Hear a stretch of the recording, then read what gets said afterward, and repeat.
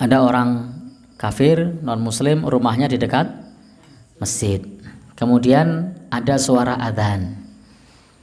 Bapak Ibu yang berbahagia yang dirahmati oleh Allah Subhanahu wa taala, mestinya dia yang harus toleransi kepada kita. Karena rumahnya dekat dengan masjid. Jadi toleransi kepada kita, harus siap terganggu karena rumahnya dekat dengan masjid. Mestinya memahami sebelum beli tanah dekat masjid, sebelum bangun rumah di dekat masjid, bahwa saya akan terganggu. Ya? Oh ya, enggak bisa. Karena kalau kita kemudian menggunakan hitung-hitungan siki-sikian, sementara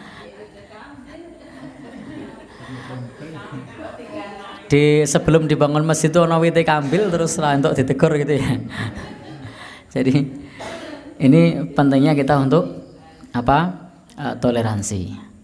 Bahwasanya Bapak Ibu yang berbahagia yang dirahmati oleh Allah, maka yang namanya adzan kalau itu di perkampungan muslim, yang di sana maksudnya mayoritas muslim, maka sudah semestinya lah orang non muslim untuk bisa memahami di situ bahwa dia harus akan mendengarkan suara adzan. Tetapi memang saya secara pribadi tidak sepakat kalau kemudian semua di speaker atas. Misalnya pengajian seperti ini jangan di speaker atas. Khutbah Jumat tidak usah speaker atas, di bawah saja. Kemudian juga ada pertemuan rapat dan lain, tidak perlu speaker atas, cukup pakai speaker di bawah. Apalagi biasanya nyun sewu kemudian membaca Al-Quran, tidak perlu speaker atas. Nah, karena kadang-kadang Bapak Ibu yang berbahagia yang dirahmati oleh Allah, di dalam beribadah pun kita tidak boleh jangan sampai kemudian mengganggu orang lain. Berbeda dengan adzan. Adzan itu adalah panggilan. Baik orang itu dalam keadaan tidur, dalam keadaan jaga, dalam keadaan istilahnya sedang bekerja supaya dia mendengar.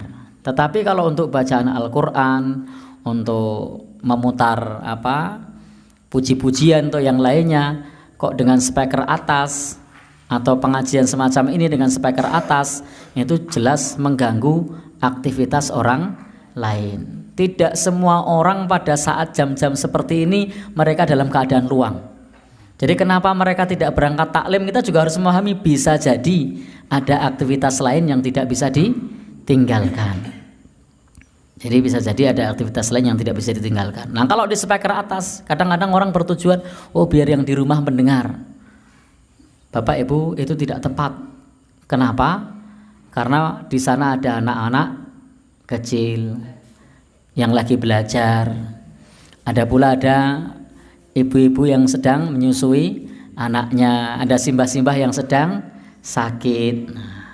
Dia harus terganggu suara speaker masjid. Tapi kalau adzan tidak boleh tidak, maka adzan ini terdengar, dan itu sehariannya 5 kali kok. Itu pun Bapak dan saudara yang berbahagia yang dirahmati Allah, durasinya tidak lama. Adapun yang lain sampai pengajian kan 1 jam itu sangat mengganggu itu. Kalau kemudian apalagi kalau kemudian nyetel musik di masjid, ini sudah pelanggaran ini. Nah, kemudian terdengar di kanan kiri waktunya lama.